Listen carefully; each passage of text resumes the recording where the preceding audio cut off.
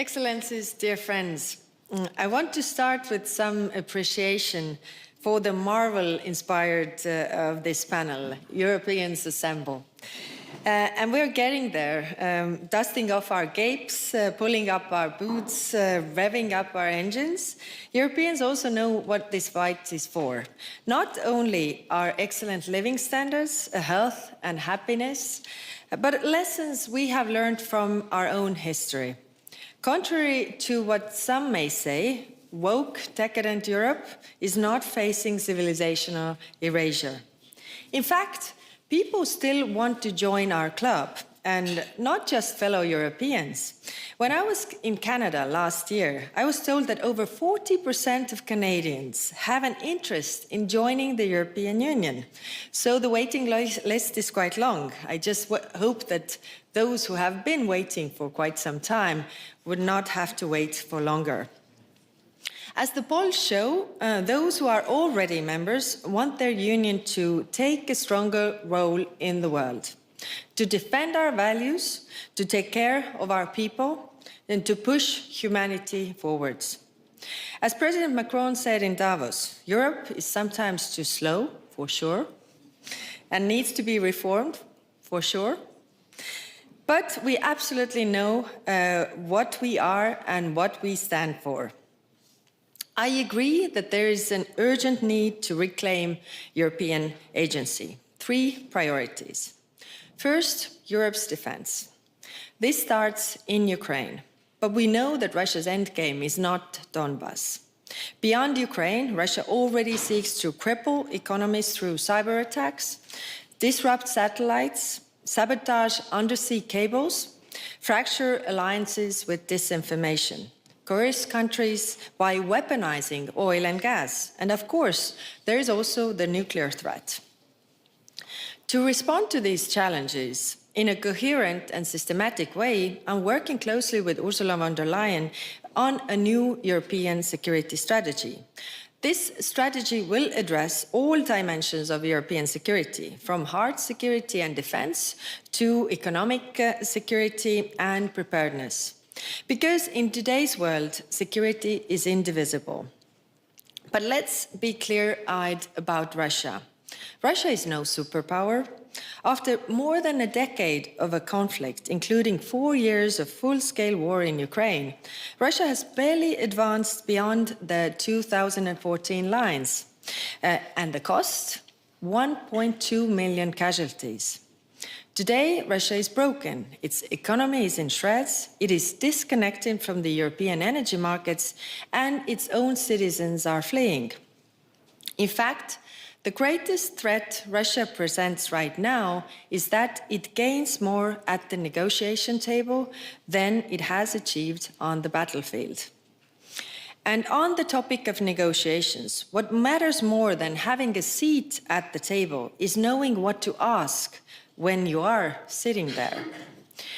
How I see it is very simple. Russia's maximalist demands cannot be met with minimalist response. Think about it. If Ukraine's military is to be limited in size, Russia should be too. Where Russia has caused damage in Ukraine, Russia should pay. No amnesty for war crimes, return of the Ukrainian deported children.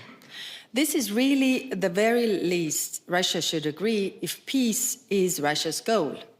But as we suspect it is not Russia's goal, Europe is rearming and doing so together with our friends. The second priority is stability in the European neighborhood, East and South. This is where Europe has most agency. Our priority here is enlargement, the antidote to Russian imperialism. Since 1990, states that freed themselves from the Soviet domination and joined the European Union have grown more than twice as fast as Russia. In 1990, Russians were twice as rich as Poles. Today, Poles are roughly 70% richer than Russians. I also agree with the historian Timothy Snyder, who writes that European enlargement is vital for securing democracy and overcoming Europe's own imperial history. Today, enlargement is a geopolitical choice, and we must say yes. Our third priority is international partnerships. Take trade, for example. The European Union has built the largest free trade network in the world. Close to 80 countries are now covered by EU trade agreements. And on top of trade, we are creating partnerships on security and defense. 10 so far, including India and Australia this year alone. Countries want to diversify their partnerships to manage the risks in the rougher world, including a constant threat of tariffs. They want to find joint solutions to digital challenges from standards to semiconductors, because vast majority of the countries also want the same thing: stability, growth, prosperity for their people. The best way to get there is to go together. To conclude, we hear the call to action, Europeans assemble, and let me take more inspiration from the Marvel universe. Heroes are made by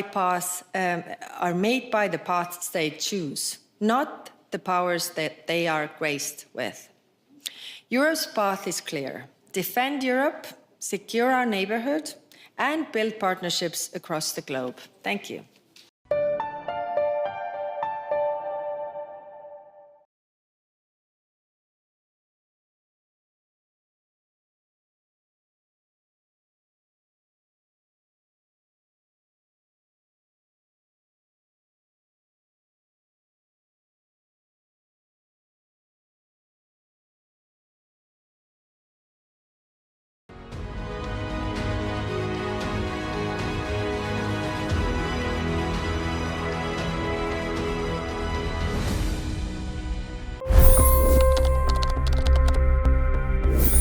$25 crore गरीब गरीबी को परास्त करके बाहर निकले।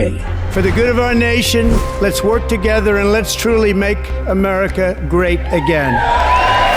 The fastest news breaks. Requested PM saying that Rubio will have to speak to Putin and to Zelensky.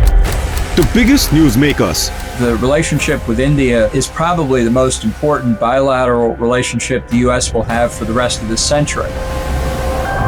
The capital delivered quite an election result today. Expert analysis. The million-dollar question today is how to stop this dance of death. Ground reports. I'm standing at the crossroad of the Kumbh Mela. Behind me are more than 100 entry guards. Long-form interviews. Exclusionary politics is reflected in Manipur case as well. You don't bother because this is a small state. Deep dive into burning issues. It's often said DRC could be the richest country in the whole world. It's because of what sits underneath. Why exactly did the US topple the Sheikh Hasina government?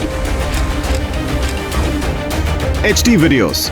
We don't just break news, we break it down.